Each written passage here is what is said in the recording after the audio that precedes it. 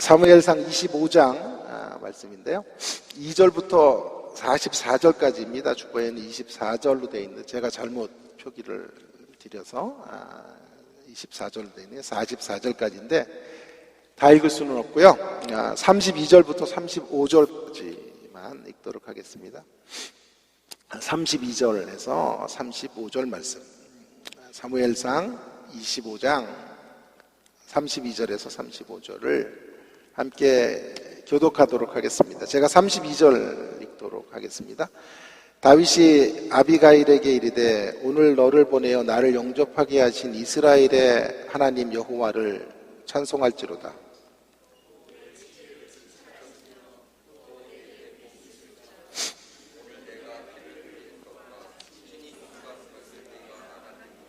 나를 막아 너를 해하지 않게 하신 이스라엘의 하나님 여호와의 살아계심을 두고 맹세하노니 내가 급히 와서 나를 영접하지 아니하였다면 밝은 아침에는 과연 나발에게 한 남자도 남겨두지 아니하였으리라 하니라. 다윗이 그가 가지고 온 그의 손에 받고 그에게 이르되 내 집으로 평안히 올라가라. 내가 내 말을 듣고 내 청을 허락하노라. 아멘. 가상적인 가족의 이야기부터 말씀드리는 것으로 설교를 시작하도록 하겠습니다. 어느 집에 아들이 둘 있습니다. 첫째 아들은 모범생입니다. 반에서 늘 1, 2등을 하는 그런 아들이죠. 그런데 아버지는 그를 그리 칭찬하지 않아요. 반대로 둘째 아들은 열등생입니다.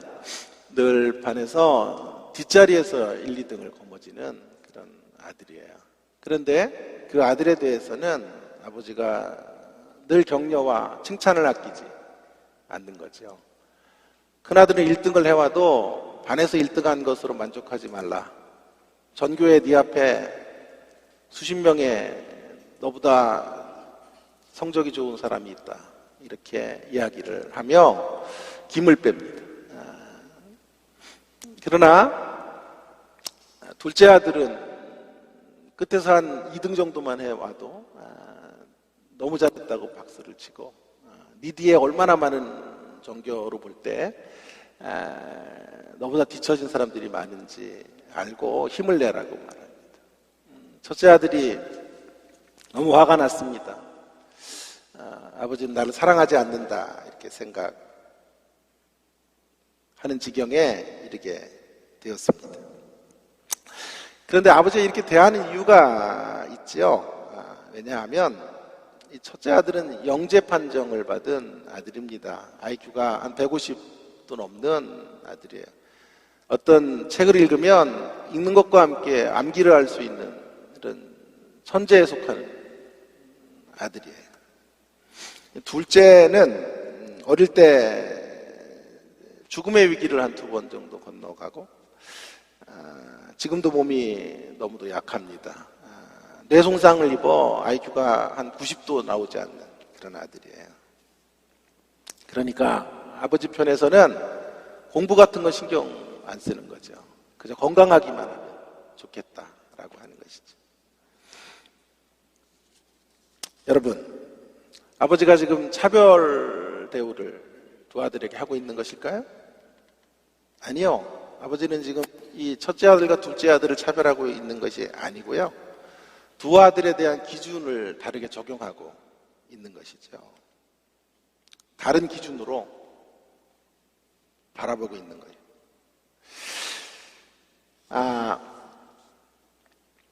저는 우리가 성경에서 하나님을 이야기할 때 주로 후자 쪽의 하나님, 둘째 아들과 같은 우리를 대하는 하나님, 이런 쪽으로만 너무 쏠려 있는 것이 아닐까 하는 생각을 해보게 됩니다. 여러분, 둘째 아들과 같은 우리를 설정해 놓고 하나님 우리 부족하고 연약해도 우리와 함께 하시고 우리를 붙잡아 주신다. 늘 격려해 주신다. 힘내라 힘. 우리가 좌절하고 넘어지고 낙망할 때도 오셔서 우리를 강하게 일으켜 주시는 분이시다. 이런 쪽의 이야기들을 교회 안에서 많이 설교하고 가르치고 있죠.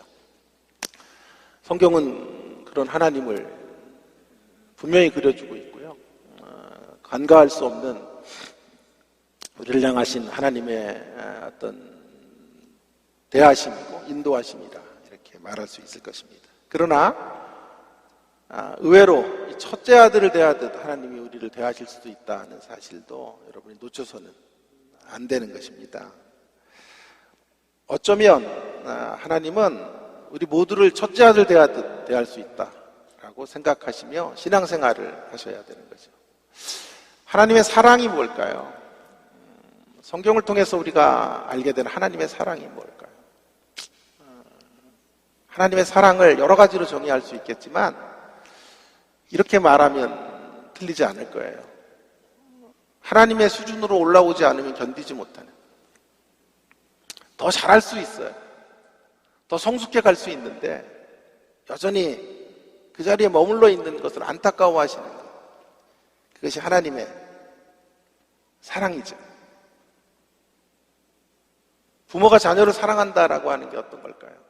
자녀가 원하는 걸 다 해주는 것도 있지만 부모의 수준을 능가해서 살아가는 그런 아들이 되고 딸이 되는 것, 그런 걸 원하는 게 진짜 사랑. 부부가 서로 사랑한다는 게 뭘까요?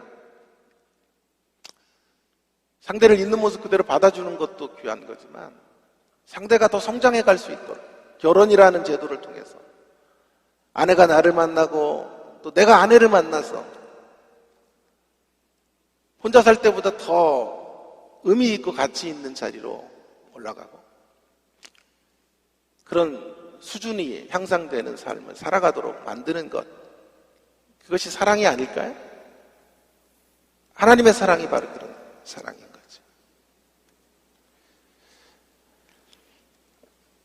여러분, 하나님은 우리를 사랑하셔서 우리를 죄인의 자리에서 의인의 자리로 불러주셨어요.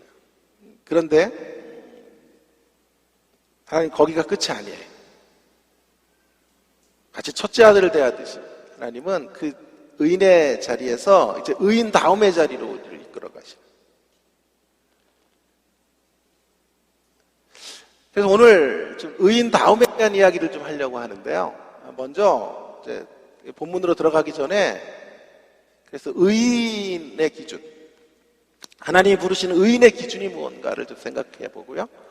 그 다음에 이제 본문을 중심으로 의인 다음의 기준들에 대한 이야기를 함께 나누어 보도록 하겠습니다. 먼저 오늘 주보에 있는 것처럼 첫 번째로 하나님께서 우리를 의인으로 부르시는데요. 기준이 뭐냐 하면 일방적으로 베풀어 주시는 은혜가 기준이에요. 은혜. 의인으로 우리를 부르시고 의롭다 하시는 기준은 은혜죠.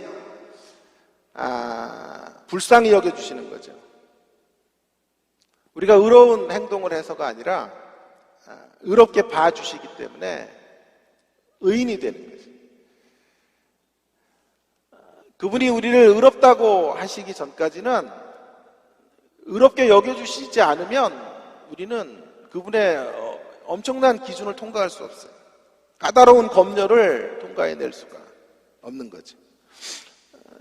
그래서 은혜가 뭐냐 하면 우리가 노력을 해서 무언가를 얻어내는 게 아니고요.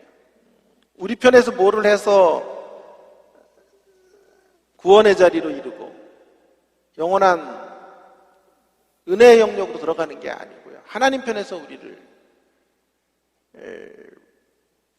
그렇게 바라봐 주시고 여겨주시는 것, 의롭다고 인정해 주시는 것으로 일단 검열대를 통과할 수 있도록 역사해 주신 것이 은혜이다 라고 말할 수 있어요. 가끔씩 저는 아내와 이제 쇼핑을 할 때가 있습니다. 보통 저는 이제 옷을 사거나 뭐 신발을 사거나 할 때 그냥 지나가다가 한 가게에 들어가요. 그리고 구매하는 데까지 걸리는 시간이 한 1분 안쪽에서 이제 구매를 해요.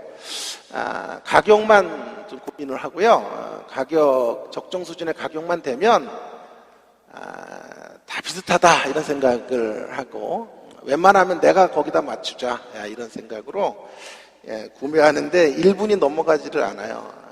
어떤 TV 광고처럼 묻지도 따지지도 않고 그저 물건을 이제 사죠.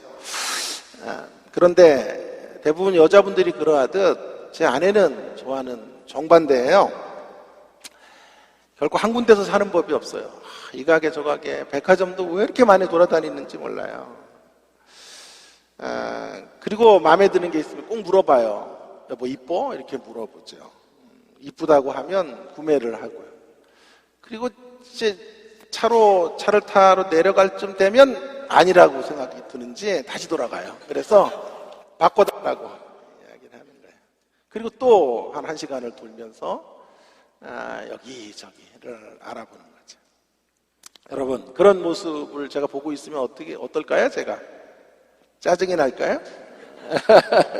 정답인데 너무 일찍 정답을 말씀해 주셨는데 짜증이 나지가 않아요.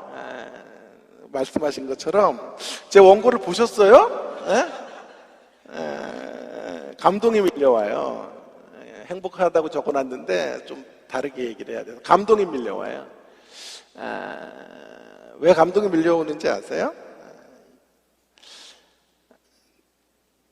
저렇게 까다로운 기준을 가지고 나를 선택했구나.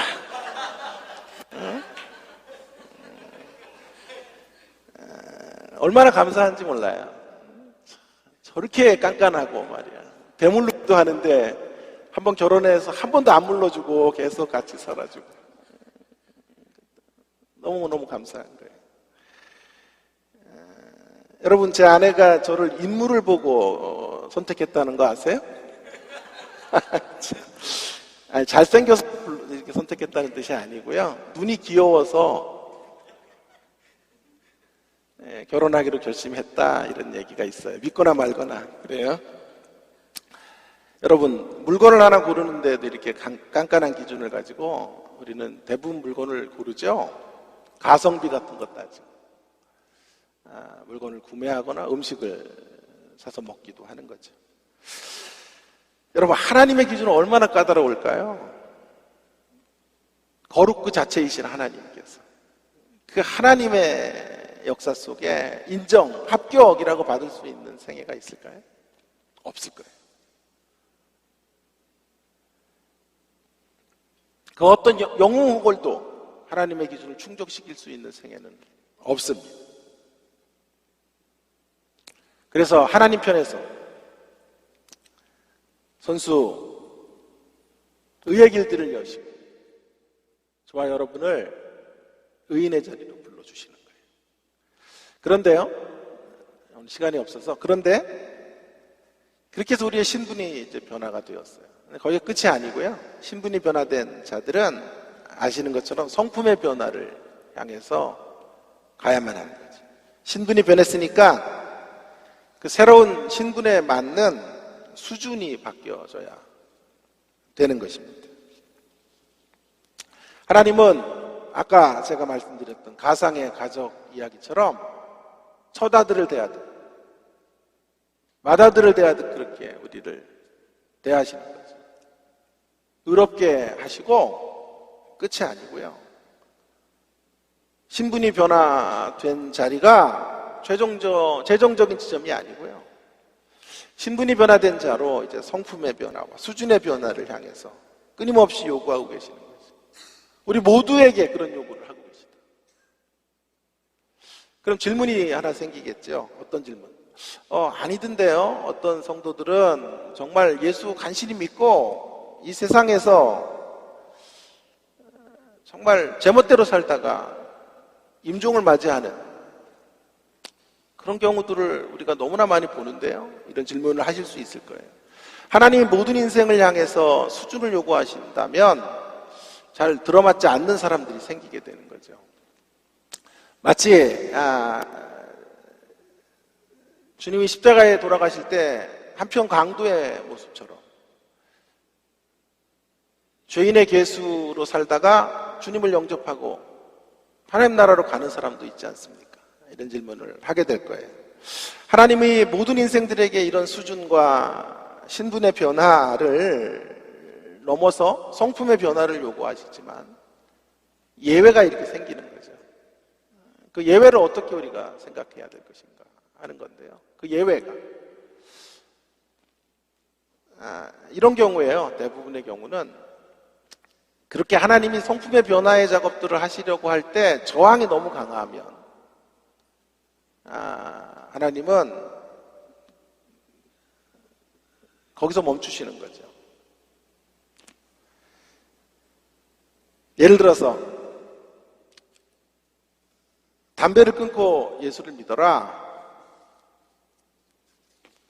만약 그런 기준을 걸어 놓으시면 그것이 불편해서 교회를 떠나는 사람들이 생기죠. 그럼 그 사람에게 하나님의 최선은 뭘까요? 그냥 있는 모습 그대로 오너라. 너 짓고 있는 죄의 모습 그대로 일단 나오거라. 이렇게 말씀하시는 거죠. 더 많은 것들을 요구할 수 없을 정도의 강력한 저항이 있다면 사실 하나님은 그 수준의 작업들을 이루어갈 수가 없는 거예요. 그래서 이런 예외들이 생기는 거죠. 학창시절에 문제아로 낙이 찍혔던 제 친구 녀석은요, 학교에 오면 대부분 자요. 근데 희한해요. 자다가도 쉬는 시간 되면 깨요.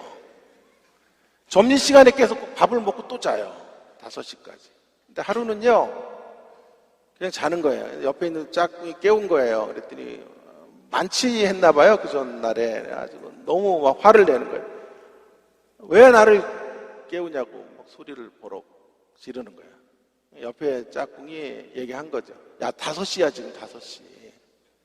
그러니까 얘는 점심도 안 먹고 그날은 5시까지 쭉 잔 거예요.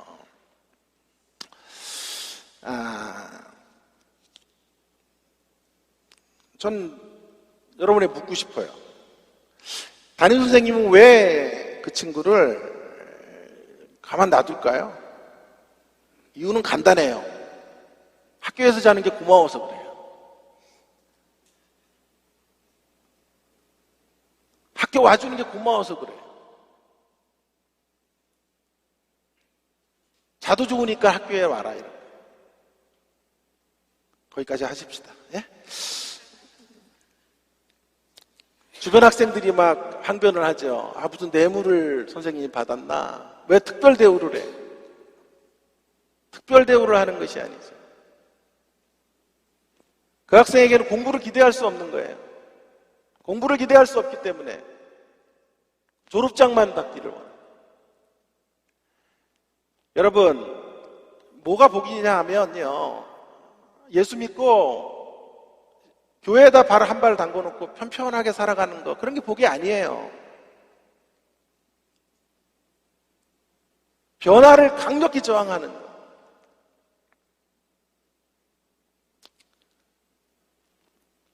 수준의 작업들을 거부하면 하나님은 거기서 멈추시는 거예요.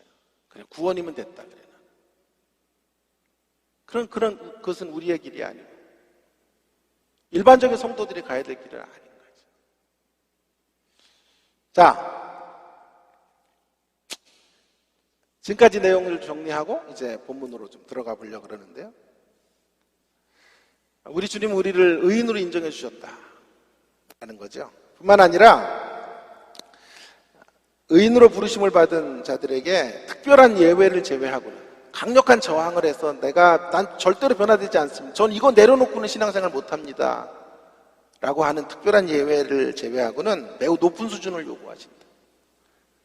그것은 우리를 홀대하는 것이 아니라 우리를 진정으로 대접하는 것이다. 라는 것을 이제 지금까지 말씀을 드렸어요. 자, 이제 오늘 본문으로 좀 들어와서 제가 좀 눈여겨봐야 될 제목은 이것이에요. 다윗의 이야기인데요. 이 다윗이요, 죄인의 자리에서 의인의 자리로 이미 부름받은 사람이에요. 근데 그를 하나님이 어떤 수준으로 요청하고 계시는지 하는 것을 이 이야기가 25장의 이야기가 잘 말해주고 있는 거죠.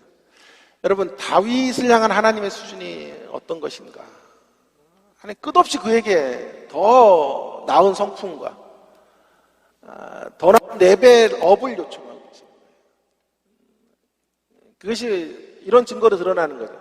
다윗 옆에 사울을 붙이신 거예요. 사울을 이길 수가 없어요. 사울의 패역을 넘어설 수 있는 사람이 없는데 그 사람을 붙여서 그 사울을 견뎌내는 작업들을 하게 하시는 거죠. 신실하게 이겨야 돼요, 사울. 무력으로나 힘으로 이기면 안 돼요. 하나님의 방식으로 사울을 이겨요. 그러니 하나님이 얼마나 세게 다윗을 다루시는지를 우리가 알게 되는 거죠. 그를 의롭게 하시고 그에게 요청하시는 건 의인다움의 삶입니다. 그런가 하면 사울만 있지 않아요. 작은 사울들이 또 인생에 가득해요. 다윗이 걸어가는 한 생애 동안 작은 사울들을 보냅니다. 오늘 그 나발이라는 한 사람이 바로 이 작은 사울이에요. 목축업하는 사람인데요. 배은망덕한 인생이에요. 광야에서 목축업을 하는데 많은 위험들이 있죠. 맹수의 위험과 그 양들을 겁탈하려는 대적의 공격들이 있어요. 그걸 다 다윗이 지켜준 거죠. 다윗의 식솔들이 그런 위험으로부터 보호해주고 나발로 하여금 거부가 되게 한 거예요. 시간이 지나 양털을 깎는 축제일입니다. 곳곳에 먹을 것이 넘칠대요. 풍족한 시기가 온 거죠. 다윗은 과거에 그에게 은혜를 베풀어 주었으니까 자기 식솔들을 먹여야 될 책임이 있으니 먹을 것 좀 달라고 했더니 나발이 말하는 거예요. 네가 누구길래 나에게 이런 걸 요청하느냐. 난 다윗 몰라? 하며 다윗에게 수치를 준 거죠. 나발은 사울형 인간이에요. 하나님이 주신 선물을 탐욕의 도구로 쓰고 있는 사울형 인생에 가깝습니다. 다윗이 분노하는 거죠. 이런 놈은 가만둘 수 없어. 칼을 빼들고 군사를 이끌고 나발을 죽이기로 말을 몰고 가는 거예요. 바람을 막 받으며 달려가고 있는 거예요. 분노의 질주를 하고 있는 거예요. 살기가 느껴져요. 그때 나발의 아내 아비가일이 나타나는 거죠. 그래서 말을 멈추게 하고 다윗으로 되돌아가도록 만드는 거예요. 지혜로운 말로 그 앞에 엎드려 절하며 지혜로운 말로 다윗을 막아서는 거죠. 그래서 나발을 죽이려는 일을 단념케 했던 사건이 25장의 사건인 거죠. 자, 우리는 여기서 또 다른 기준 하나, 의인이 되는 일의 기준은 은혜임을 말씀드렸어요. 자, 이제 의인 다음의 기준이 뭘까 하는 거예요. 의인 다음의 길, 의인이 되고 이제 의인답게 살아가는 일에 있어서 기준이 뭘까요? 차별화된 변화라고 말할 수 있어요. 변화. 의인 다음의 기준은 세상과 비교할 때 차별화되는 변화의 모습을 드러내는 것이죠. 자, 이 변화에는요, 두 가지 변화의 모습이 있는 거예요. 우리가 가야 될 길이에요, 이 길이요. 의인이 되었고요. 이제 수준의 변화를 하나 요청하시는데, 이제 두 가지 길로 우리가 가야만 하는 거죠. 하나는 최소한도의 차이를 드러내는 의인됨의 자리, 의인다움의 자리이고요. 또 하나는 형격한 차이를 드러내는 의인다움의 자리라고 말할 수 있겠어요. 먼저 세상과 비교해서 우리가 근소한 차이라도 앞서야 된다라는 것이 제가 말씀드리고 싶은 의인다움의 첫 번째 모습이에요. 근소한 차이라도 앞서야 돼요. 보세요. 지금 다윗이 근소한 차이로 앞서가고 있죠. 나발과 비교해보세요. 다윗은 나발과는 다른 종류의 사람이에요. 나발은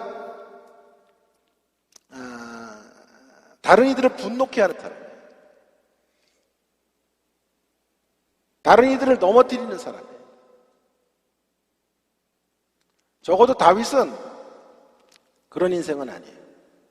물론 좀 도가 지나친 면이 있어요. 지금 다윗이 과도하게 흥분하는 모습으로 달려가고 있는 것, 분노하고 있는 다윗의 모습은 바람직한 것은 아니지만 적어도 나발과 비교해 볼 때 다윗은 분노할 수 있는 정당성을 가지고 있는 사람. 사랑하는 여러분, 우리가 우리의 의인다움의 최저치는 바로 이거예요.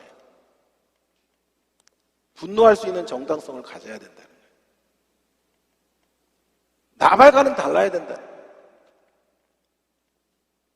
화낼 수 있는 정당성이 나에게 있어요. 그래서 저는 다윗이 달려가는 이 모습이 그렇게 나쁘게 보이지가 않아요. 이게 의인다움의 최소한의 모습이에요.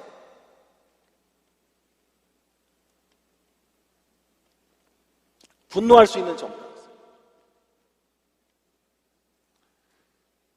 한국교회 지금의 문제는 뭐냐 하면요, 세상을 향하여 이렇게 살라 저렇게 살라고 말할 수 있는, 그리고 세상이 부패함을 향해서 분노할 수 있는 정당성이 없어요.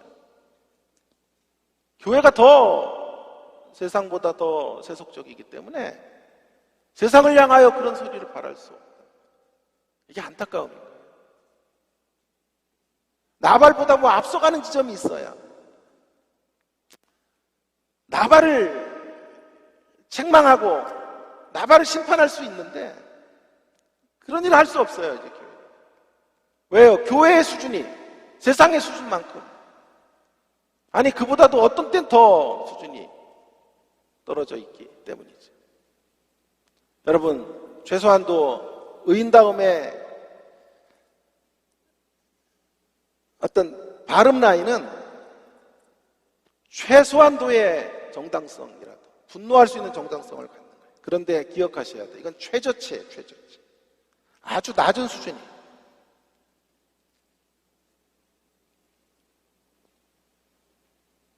내가 더 의로운 게 있어가지고 잘못한 이에게 분노할 수 있는 것을 갖고 있는 거죠. 귀한 거예요, 그게. 나발과 다르다는 게 귀한 거예요. 그것의 변화의 모습들이 우리 가운데 있어야 돼요. 그러나 더 가야만 하는 거죠. 어디까지 가야지? 어디까지 가야 될까요?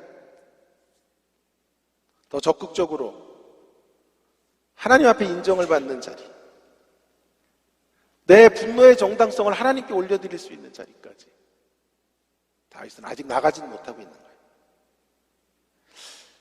저는 몇 년 전에 아버지 학교를 이수한 사람이에요. 와이프가요, 아버지 자격이 없다고 저한테 그러는 거예요.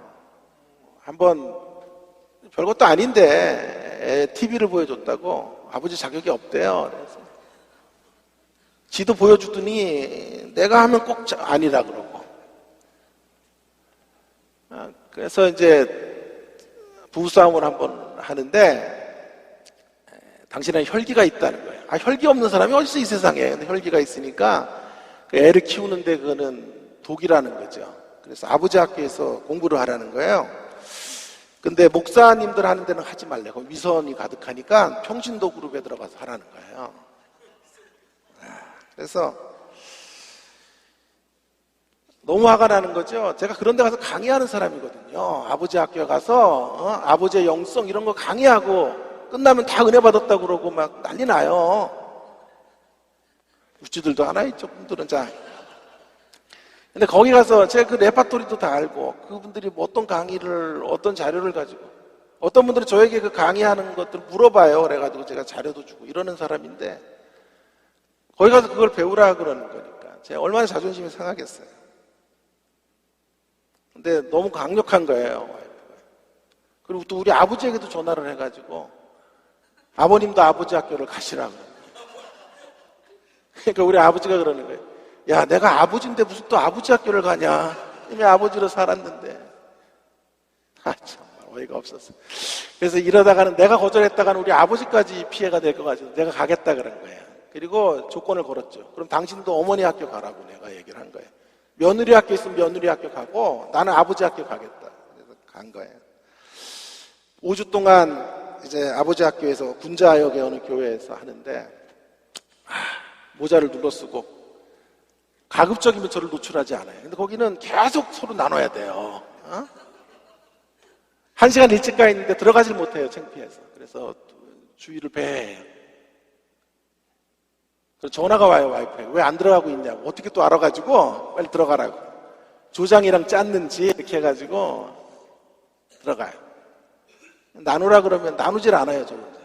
뭐 하는 사람이냐 그래서 백석대에서 가르친다. 뭘 가르치시냐고. 그런 거 묻지 말라고.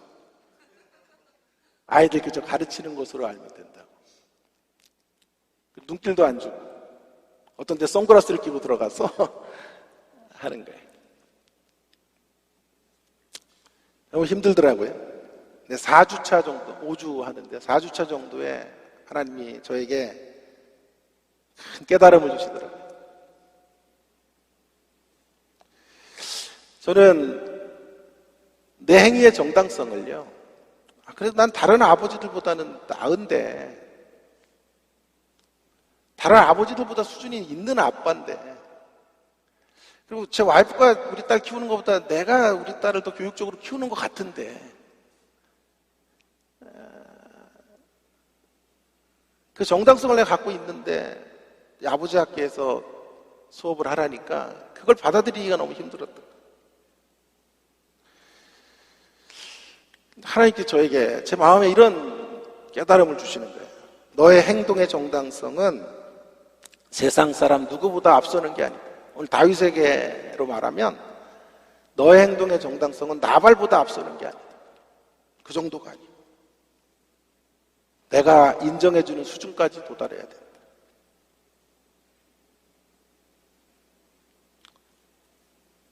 분노할 수 있는 정당성. 나 같은 사람 왜 아버지 학교로 보내? 라는 그런, 나는 괜찮은 아빠야 라는 정당성을 갖는 건 귀한 거지만요,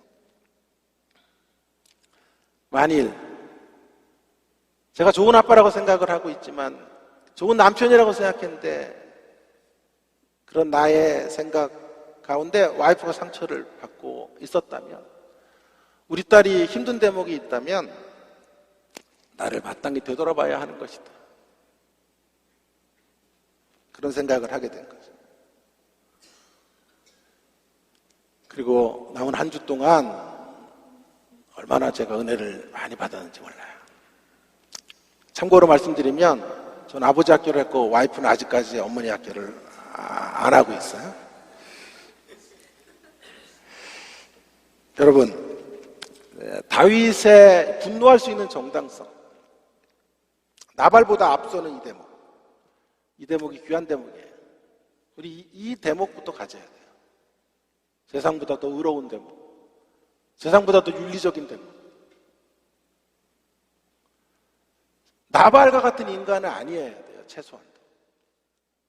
그러나 그것은 최저치예요. 이제 더 높은 자리로 가야만 하죠. 최저치의 자리에서 최고치라 그럴까요? 혹은 의인다움의 최대한의 차이점으로 가야 돼요. 그래서 오늘의 이야기가요, 다윗과 나발의 이야기를 넘어서 다윗과 아비가일의 이야기로 나가고 있는 거죠. 의인다움의 기준은요, 또 한 가지 중요한 사실은요, 뚜렷한 차이점을 가져야 되는 거죠. 우리가 가야 될 지점은 최저치로 근근히 내가 의인임을 드러내는, 분노할 수 있는 정당성 정도만 갖는 게 아니라 이제 더 나아가서 최대치의 어떤 뚜렷한 차이점을 갖게 되는 거죠. 우리의 행동의 정당성을 하나님 말씀 앞에서 찾는 거예요. 자, 그래서 하나님이 다윗에게 아비가일을 보내는 거예요.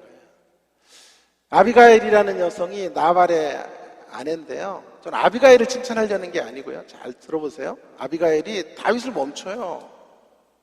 스탑이라고 말하는 거예요. 뭐 하는 거냐고 지금 다윗에게 책망하는 거죠. 부드럽게 책망하는 거죠.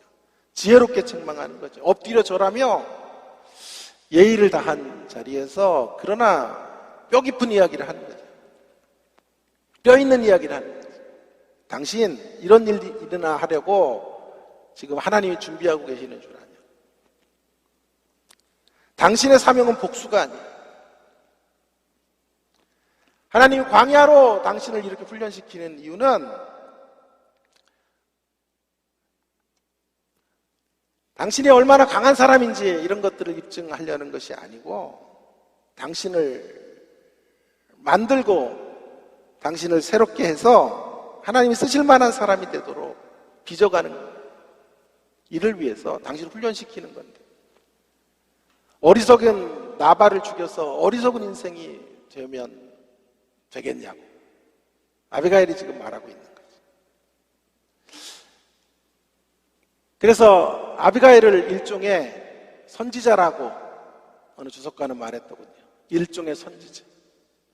지금 여러분 25장 1절에 보시면요, 사무엘이 죽었어요. 사무엘이 죽었다라고 하는 것과 매우 밀접한 연관이 있는데요, 사무엘이 죽었지만 여전히 다윗에게는 이런 선지자들이 있는 거예요. 하나님의 음성을 들려주는 선지자. 지금 나발이 하나님의 전령자로 보내지고 있는 거예요. 놀라운 사실은 그 하나님의 전령자, 나발이 아니라 아비가일이죠. 아비가일이 하나님의 전령자로 보내주고 있는 거예요. 자, 그런데 그 아비가일의 이야기를 다윗이 받아들여요. 저는 다윗의 위대한 바로 여기 있다고 생각하는 거예요. 사울보다 나은 게 사실은 많이 없어요, 다윗이. 그러나 다윗의 참 대단한 점은요, 하나님의 말씀 앞에 불불 떠는 사람이에요.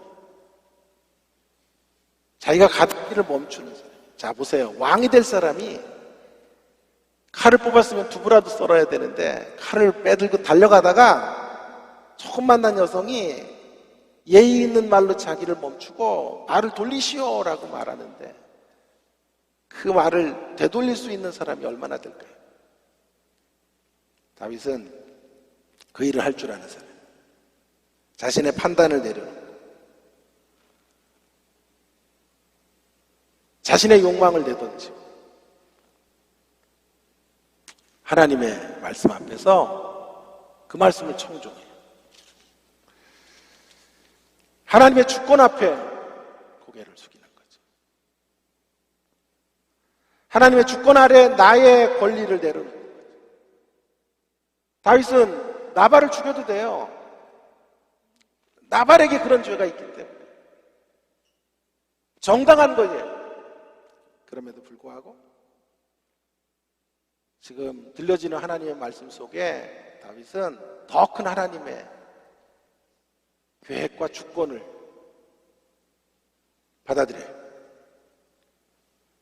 그리고 가던 길을 멈추는 것입니다. 그녀를 일종의 선지자로 받아들이는 거죠. 또 다른 사무엘로 받아들여요. 주의 음성 앞에 자기 잔실을 성찰해 가는 거죠. 여러분, 의인다움의 최대치로 가기 위해서 오늘 성경은 무엇보다도 중요한 것이 있다고 말해요. 하나님의 말씀이에요. 말씀이 작동해야 된다는 거예요. 우리의 심령 안에 말씀의 기근이 없도록 하셔야 돼요. 진정한 의인으로 가는 길. 우리 모두 실수하고 넘어져. 우리 모두 다윗처럼 이렇게 분노하는 사람. 그러나 하나님이 말씀하실 때 그 말씀 앞에 두려움으로 떠는 사람. 이런 사람만이 다윗이 걸어갔던 이 변화의 과정들을 향해서 나아갈 수 있는 생애들. 의인을 지나 의인다움의 길로 나갈 수 있는 사람인 거죠. 여러분, 말씀이 왜 이렇게 중요할까요? 말씀이 중요한 이유가 있어요. 우리의 심령에 말씀의 빛이 비춰지지 않으면 말씀이 채워지지 않은 자리로 남아있는 게 뭘까를 생각해 보세요. 우리의 심령 안에 말씀이 없으면 남는 게 뭘까요? 말씀에 의해 움직여지지 않을 때 남아있는 것이 뭐예요? 우리의 자, 우리 안에. 우리가 가지고 있는 조그만 의지요? 조그만 의. 나발보다 앞서가고 있었던 한 발 앞서 있는 조그만 의로움. 분노할 수 있는 정당성 같은 것들 남아있겠지. 나발로 인해 상처받고 모욕받은, 조롱받았던 자아가 남아있겠지. 상처로 그렇게 찌그러져 있는, 상처 있고 초라해져 있는 그런 나의 모습 같은 것들이 남아있겠지.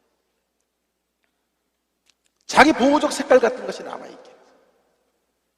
거짓된 자기 사랑 같은 것들이 우리 안에 가득하게. 내 자아를 대접하려는 인간의 부패한 욕망 같은 것들이 우리 안에 꿈틀대고 있는 거죠.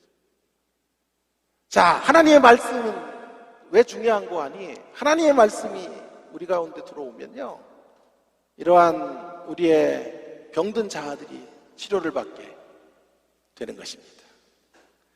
우리의 내면의 아픔들이 말씀 앞에서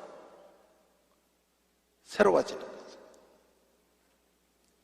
내 자존심들이 꺾이는 거죠. 하나님 말씀 앞에서.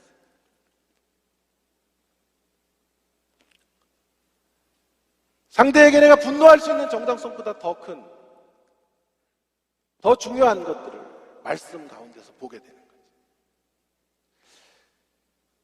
저는 의인과 악인들을 이렇게 구분하고 싶어요.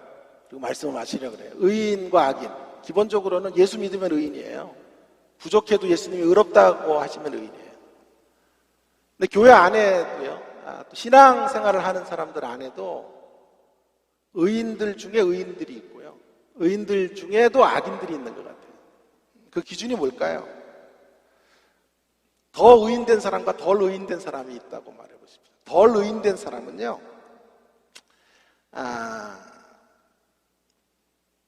빨리 후련함의 길로 선택하는 사람이에요. 덜 의인된 사람.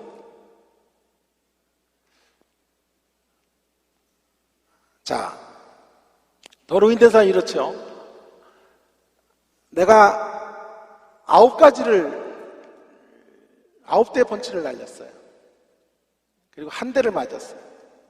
그래도 덜 의인된 사람들은요,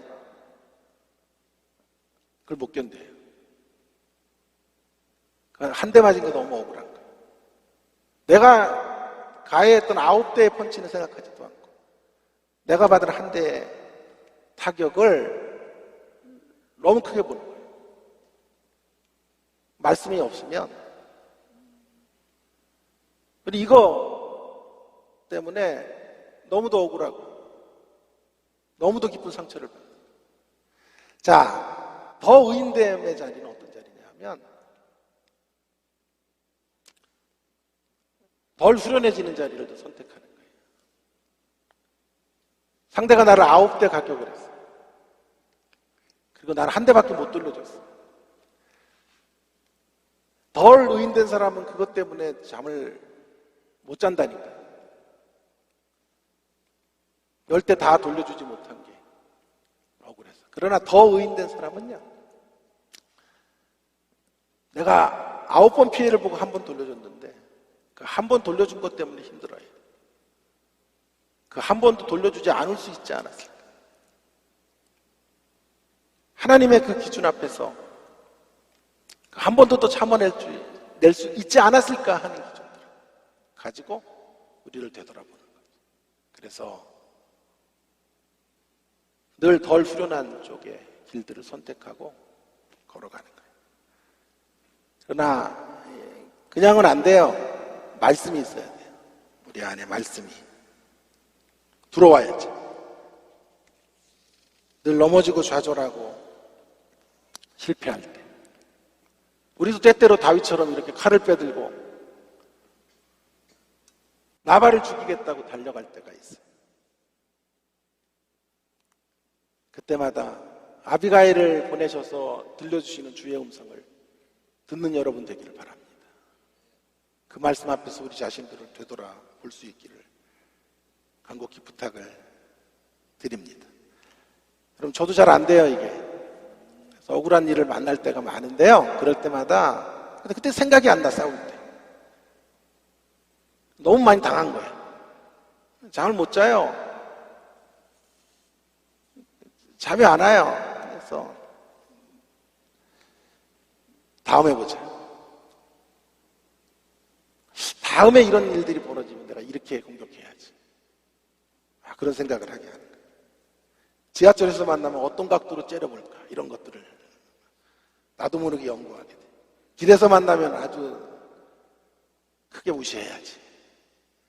커피숍에서 만나면 이런 태도로 바라봐야지. 이런 생각들을 하게 되는 거죠. 그러다가 또 결정적으로 상대를 제압할 수 있는 한마디 멋진 말을 이런 문구 같은 게 생각이 나요. 그래서 불을 켜가지고 그걸 또 적어놔요. 포스트잇에다 적어요. 묵상 노트에가 적어놔요. 다 죽었어. 다음에 만나면 죽었어. 다음에 날 이렇게 치고 나면 그때 이 한마디로 비수를 꽂아야지. 그런데요, 문제가 뭐냐 하면 개인 기도 시간이 문제, 큐티 시간이 문제.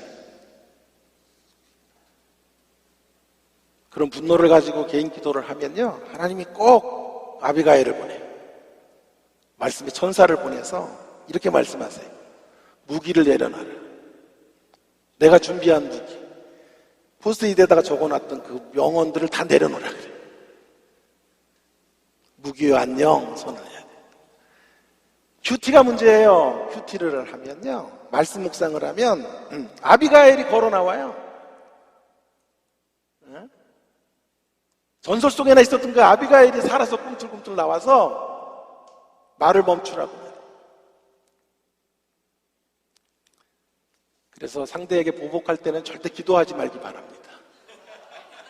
큐티도 절대 하지 말기를 바랍니다. 여러분의 자아가 만족을 누릴 때까지는 하나님의 말씀도 듣지 말기를 바랍니다.